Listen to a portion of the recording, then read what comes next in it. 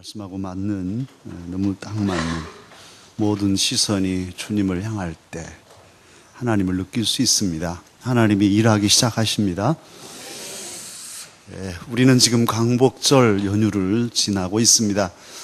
모두들 휴가 마지막 시즌에 다들 밖으로들 나가는 사람들이 많았습니다.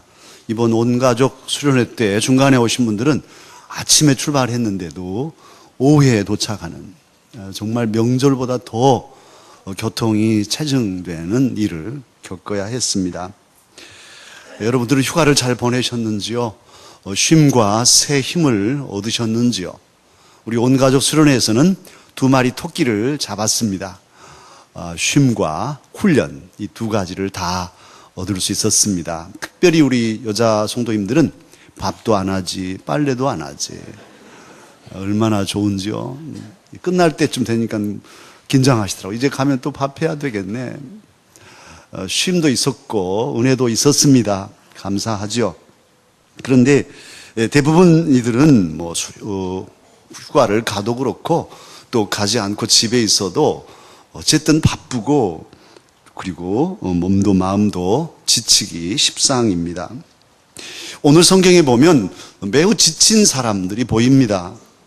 이들은 예수님을 만난 사람들인데, 예수님께서 보리떡 5덩어리와 물고기 2마리로 5,000명 이상의 사람을 먹이시는 이 엄청난 기적을 목격하고 그 떡을 직접 먹었던 사람들인데, 그래서 예수님을 찾아왔는데 예수님은 엉뚱한 말씀을 하십니다. 내가 생명의 떡이다. 그러니 이 얼마나 기운 빠지는 일입니까?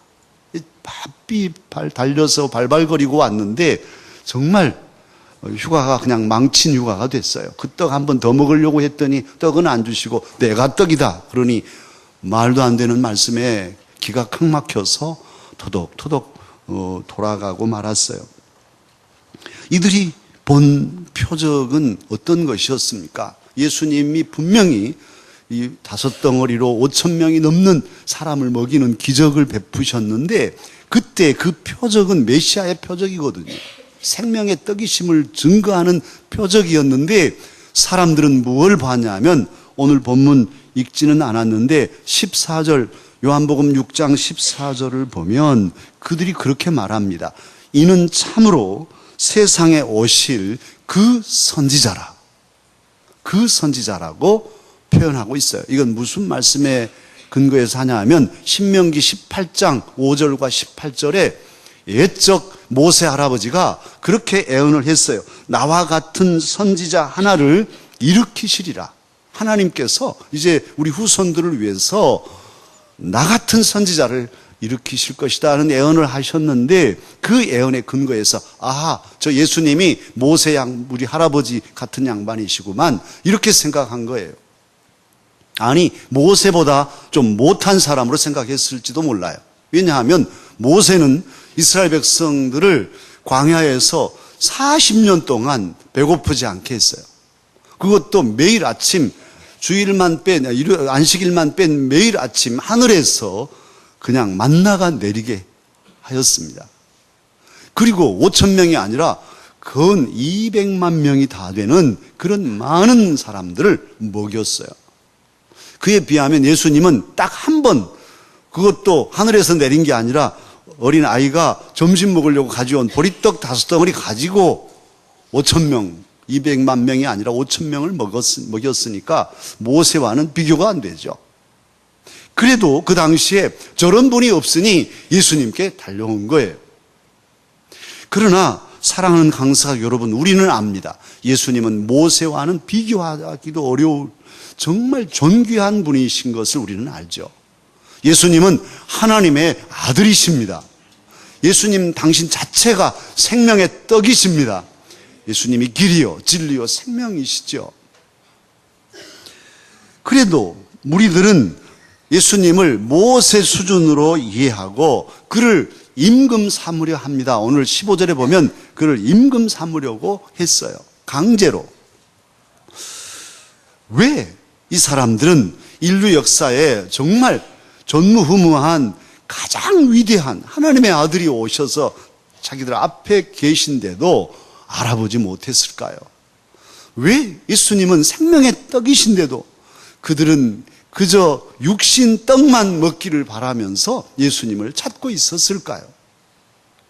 그것은 그들의 시각이 낮았기 때문이에요. 그들의 관점 차이죠. 관점이 낮은 관점으로 예수님을 보았기 때문이죠. 그들은 줄인 배를 채워줄 그런 메시아가 필요했습니다.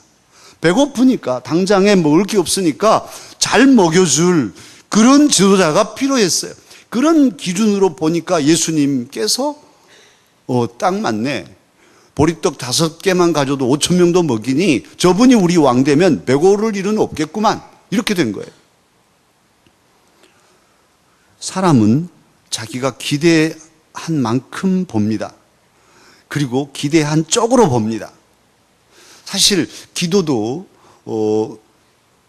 기도를 들어보면 그분의 관심, 주 관심을 알 수 있고 그분의 신앙의 어떤 수준을 알 수 있어요. 오늘도 우리 한장로님 기도 잘해 주셨는데 아무나 이 앞자리 이 대표 기도 인도자로 세워놓으면 기도 잘하는 것 아니에요. 우리 장로님들은 참 기도들을 잘하셔요. 그런데 처음부터 잘하신 건 아니에요. 계속 훈련되고 훈련돼서 이렇게 잘 하시는 장로님들이 되신 거예요. 기도를 들어보면 그 기도의 스케일, 이 범위가 나오고 기도의 수준, 높이가 나오고 깊이가 드러난단 말이에요. 근데 그것은 그의 관심사, 그의 관점, 그의 기대치 이상 가지 못해요. 그런데 오늘 이스라엘 백성들이 그랬습니다. 예수님께서는 메시아의 표적을 보여주시고 생명의 떡의 역사를 증거하고 있는데도 그들은 다 같이 배고픈 정도로 그저 본능적인 그런 욕구를 충족하는 수준에서만 메시아를 본 거예요. 그 사건의 진면모를, 본질을 보지 못하였어요. 어떻습니까? 만약 이 여름에 그런 가정이 있다면 얼마나 답답할까요? 여름 과일로 수박이 왕이죠. 그런데 아주 그냥 수박, 저 시골에 야지에서 길러진 그런 수박을 시골에서 하나 보냈는데 이걸 냉장고에 넣어서 시원하게 했다가 끄집어내서 이제 야 우리 식구들 다 모여 시골에서 할머니가 보낸 이 수박을 먹자.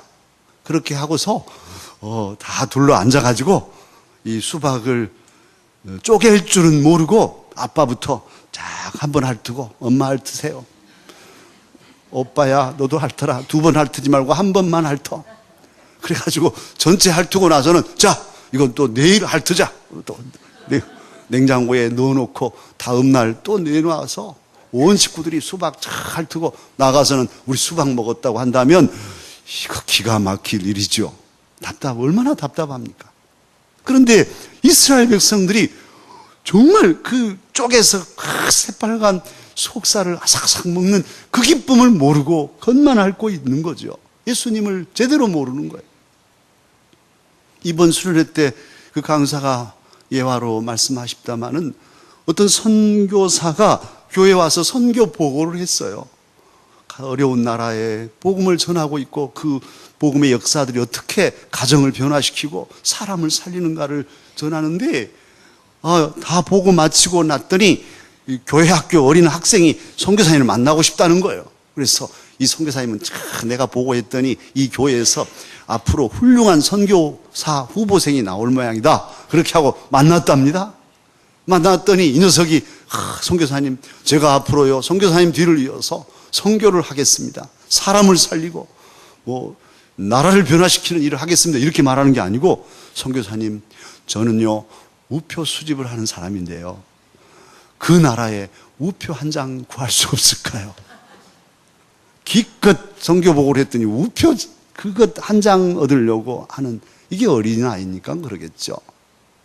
정말 한 사람이 복음을 듣고 그 사람이 변화돼서 그 가정이 바꾸어지고 그 가정에서 훌륭한 후손들이 배출되고 또 그들을 통해서 주변의 사람들에게 복음이 전해져서 사회가 변화되고 그 나라가 튼튼히 서는 이런 놀라운 역사가 주님이 꿈꾸시는 선교의 역사잖아요.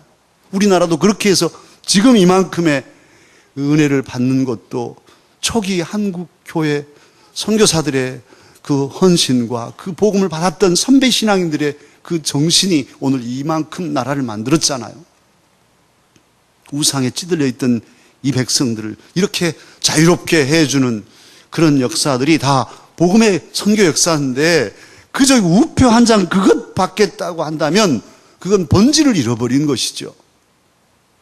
사랑하는 강사가 여러분 어떻습니까? 한번 점검하십시다. 수련회를 다녀오신 분들은 왜 수련회를 갔었습니까? 수련회에 가서 과연 무엇을 보았습니까? 또한 수련회를 안 가신 분들 절반쯤 되는데 안 가신 분들은 과연 어디서 무엇을 하셨습니까? 무엇을 보았습니까? 그리고 지금 과연 무엇을 얻었습니까? 그뿐이 아닙니다. 한 번 더 점검할 일은 오늘 지금 여기 이곳에 여러분은 무엇을 보러 오셨습니까? 지금 과연 여러분은 무엇을 보고 듣고 계십니까? 오늘 뭘 하러 이 자리에 나왔습니까? 저와 여러분은 확신합니다. 저와 여러분이 이 자리에 있는 것은 그냥 놀러 온 것이 아닙니다. 시간 남아서 아니 누가 그냥 가자고 그러니까 따라온 것 수준이 아닙니다. 저와 여러분은 바로 생명의 떡이신 예수님을 뵈러 왔습니다. 예수님의 생명의 말씀을 들으러 왔습니다. 그 말씀을 먹고 그 말씀을 통해서 힘을 얻으러 이 자리에 와 있습니다. 뿐 아니라 그 생명의 떡이신 예수님과 성삼위 하나님을 섬기려고 이 자리에 예배자로 와 있습니다. 우리 예배팀, 우리 제일 막내둥이, 우리 명한이, 우리 지난주에 주중에 우리 온 가족 수련회 가기 전에 새벽 예배 다 나와서 한 사람씩 안수해 줬어요. 그래서 명한이 너 뭐 될래? 그러니까 축구 선수 되겠다고 그러더라고요. 근데 그리고 말고 기도는 뭘 하려냐? 그러니까 내가 하는 기도가 있는데 조그만 꼬마예요. 우리 명한이가. 진정한 예배자가 되고 싶습니다. 이렇게 이제 명한이만 보면 내가 진정한 예배자 막 이렇게 부릅니다. 그 진정한 예배자 어린 것이 내가 하나님 앞에 나와서 찬양할 때는 진정한 예배자가 되겠습니다. 그게 참 목사 손자답죠. 그 아버지 우리 윤 집사님이 찬양 아까 인도하시잖아요. 진정한 예배자로. 그 아버지에게 배운 그 아들답죠. 사랑하는 강사 여러분, 여러분은 이 자리에 뭐 하러 나왔습니까? 우리는 진정한 예배자로 주님을 예배하러 나왔습니다. 주의 말씀을 듣고 믿고 섬기기 위해서 나와 있습니다. 예수님은 생명의 떡이시죠. 이 생명의 떡이라는 의미는 예수님께서 생명이시다 그런 의미이기도 하고 또한 예수님은 생명을 주시는 분이다. 그 떡을 먹으면 사니까 생명을 주시는 분이시다는 의미이기도 합니다. 또한 생명의 떡 하면 곧바로 우리는 성찬식이 떠오르고 우리에게 살을 찢겨주신 주님, 피 흘려 우리를 구원하신 예수 그리스도의 사랑과 은혜를 기억하게 되는 것이죠. 할렐루야. 우리 예수님의 그런 은혜를 주셨지만 물론 이 세상을 살피면 예수님 없이도 잘 돌아갑니다. 진짜로 그래요. 잘 살피면 예수님을 안 믿는 사람도 이번에 휴가 잘 다녀왔고 차도 예수 믿는 우리는 막혀가지고 몇 시간 걸렸는데 안 막힌 사람도 있고 이 뭐야 이게 하나님께서 우리는 막힌 길로 하고 저 사람은 재수 좋게 안 막혔다네. 예수님 안 믿어도 좋은 배우자 만나가지고 잘 결혼 생활 잘하는 사람도 있고 예수님 안 믿어도 사업 더 잘하고 재벌도 되고 예수님 안 믿어도 자녀들 잘 길러서 출세시키고 예수님 안 믿어도 노년이 평안하고 죽을 때 아프지도 않고 죽고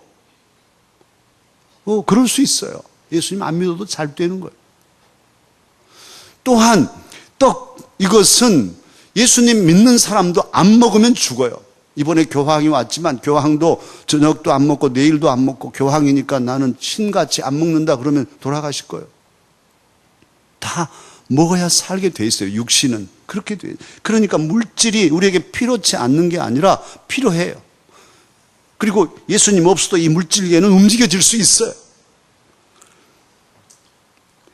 벵글라데시의 사람들을 보니까 너무 가난해서 우리 옛날 할머니, 할아버지 시대들처럼 그 입 하나라도 덜려고 다 같이 굶어 죽게 생겼으니까 제일 막내둥이 고아원에 보내고, 엄마는 자식 보고 싶어서 그립고 자식은 엄마가 그리워서 울고 뭐 이렇게 삽디다.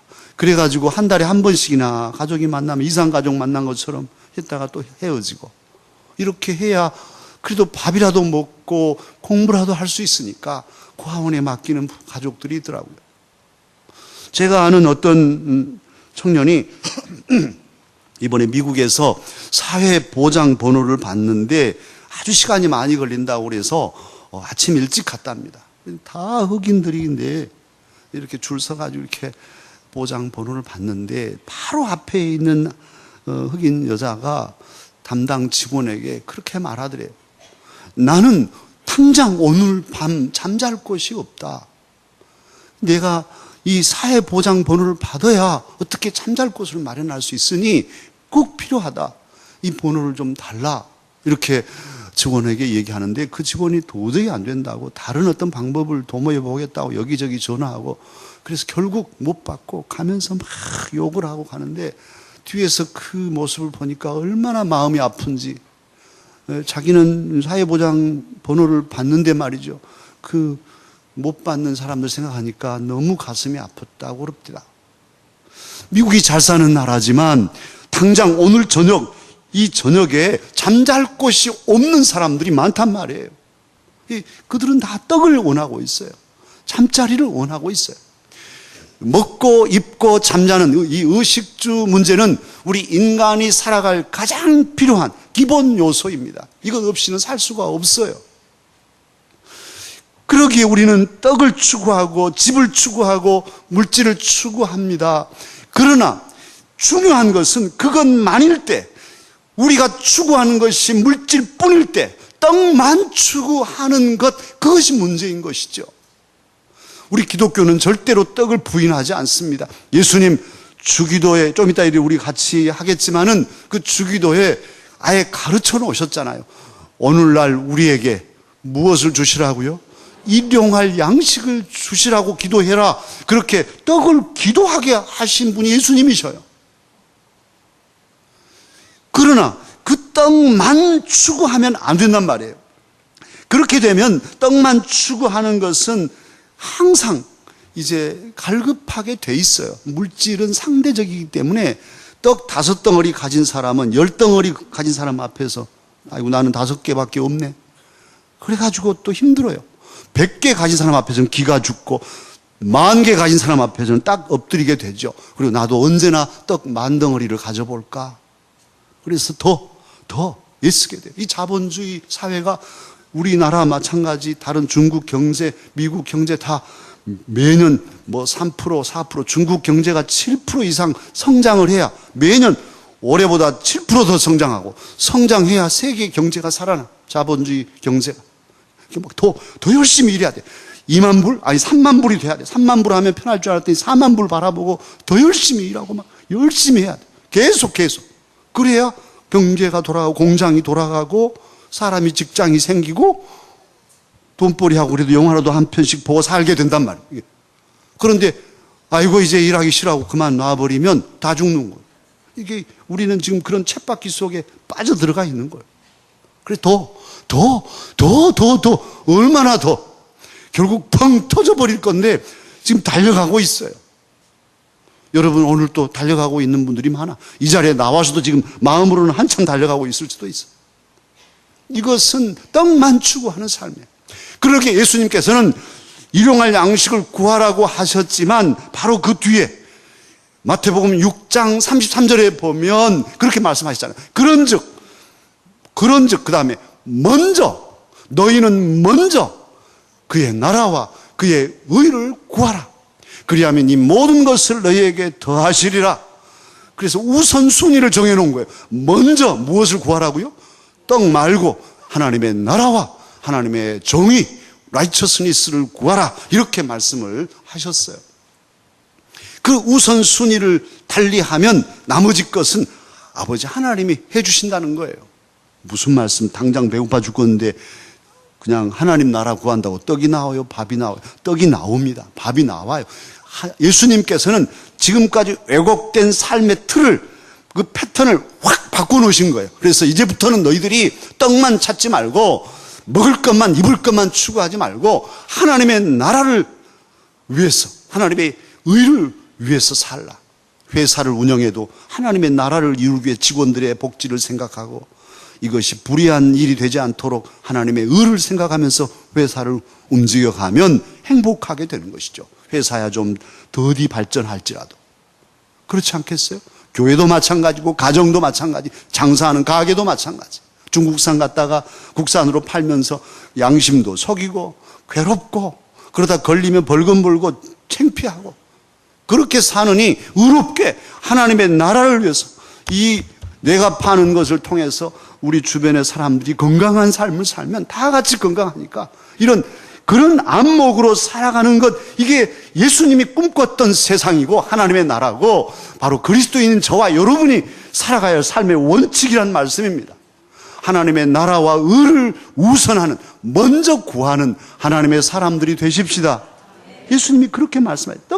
떡이 필요하지만 떡에 집중하지 마라. 하나님 나라를 찾으면 하나님께서 도와줄 것이다.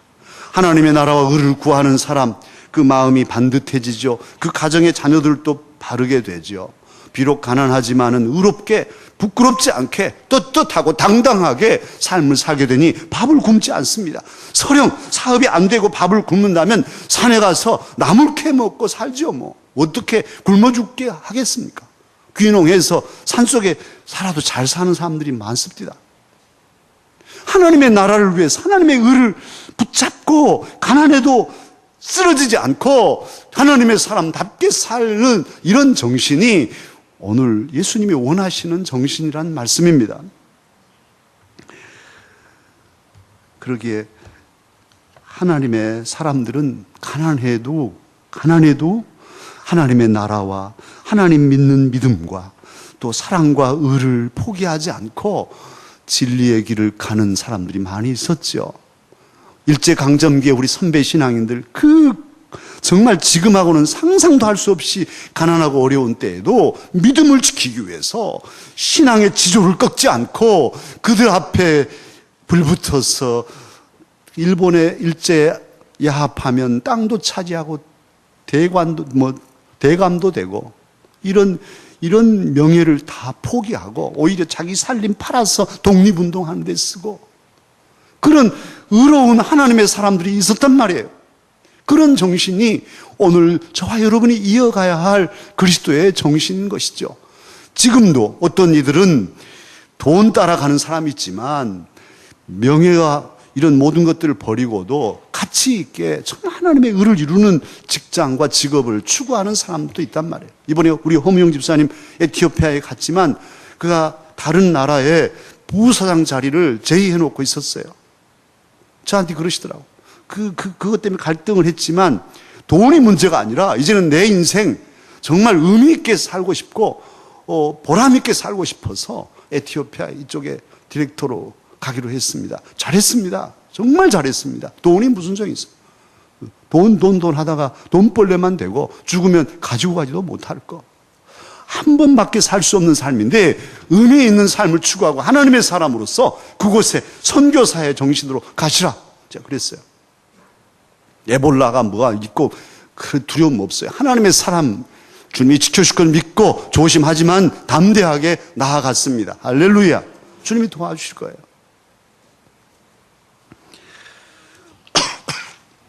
사랑하는 강서가족 여러분, 한 번 더 점검하십시다.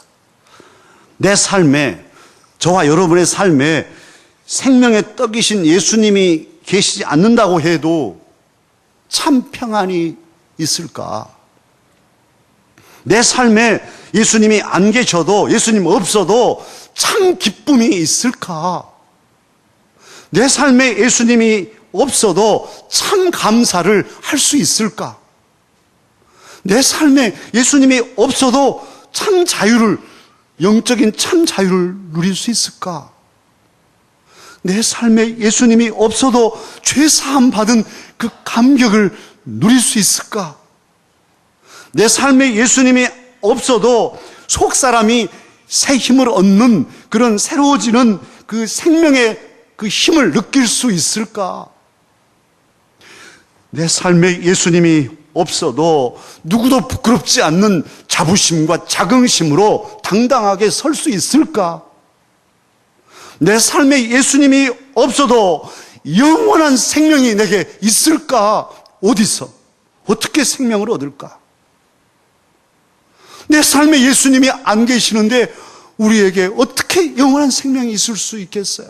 부처님, 공자님 훌륭하시지만 내가 생명이다 한 말씀도 못 하셨단 말이에요.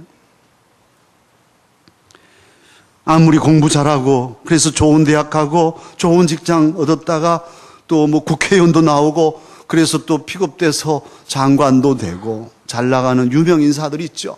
그렇게 출세의 가도를 달리는 사람들. 그 사람들은 걱정, 근심은 하나도 없고 항상 붕붕 떠서 살까요? 그들의 얼굴에도 주름이 있고 그들의 눈가에도 그늘이 지고 오히려 더 근심과 걱정은 많단 말이에요. 높이 올라갈수록 불안해. 그렇기 때문에 그들 마음을 위로받을 그 무언가가 필요해서 점쟁이를 잡고 점치는 사람 의지하고 이런 것이잖아요. 잘 나가는 이들도 어려움을 만납니다. 버티고 견뎌야 할 그런 시간들이 수시로 있어요. 여러분도 있죠. 그럴 때 우리는 붙잡는 게 있잖아요. 점쟁이 없어도 돼요.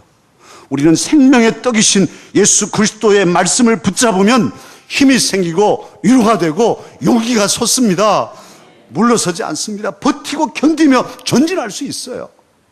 아무리 어려워도 생명의 말씀 한 말씀이 던져지면 소생하는 영을 경험할 수 있어요.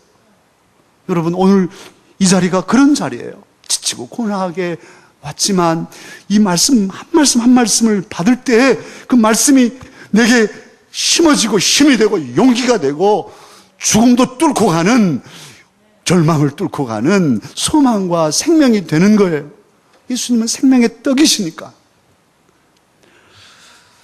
예수님 당시에 아무도 예수님을 몰라줬죠. 예수님을 예수님으로 보지 않고 예수님의 말씀을 말씀으로 듣지 않았어요. 예수님의 십자가의 도를 전했지만 그 은혜와 그 놀라운 사랑을 몰랐습니다. 그리고 오히려 예수님을 거역하고 반박하고 비난하였죠. 그래도 예수님은 그들에게 말씀하십니다. 그저 배나 채우려고 오는 그 참 답답한 백성들에게 주님은 오늘도 본문 35절에서 말씀하셨어요.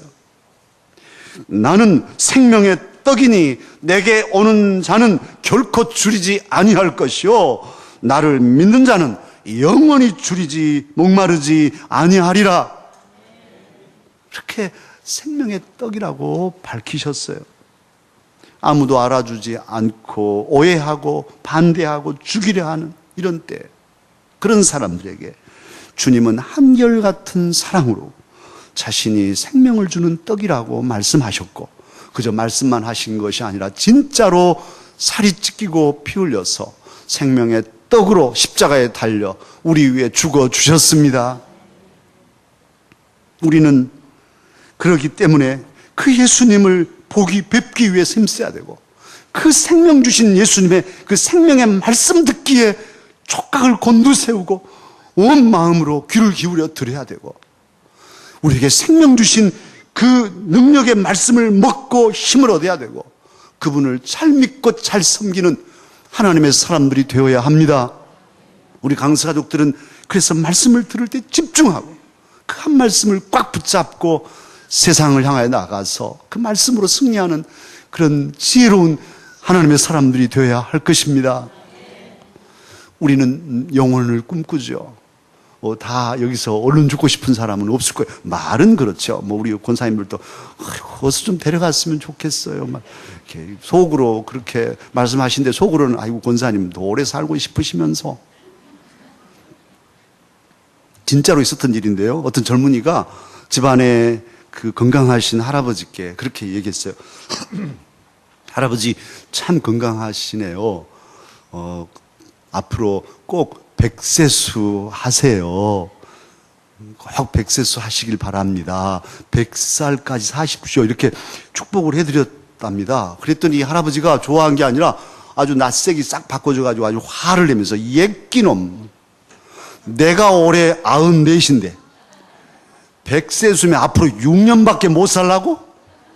이렇게 막 꾸지름 하시더래요.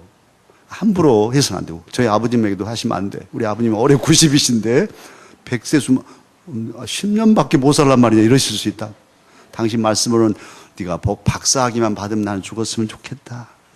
박사학위 딱 받았더니 우리 결이가 장가갈 때까지만 살았으면 좋겠다.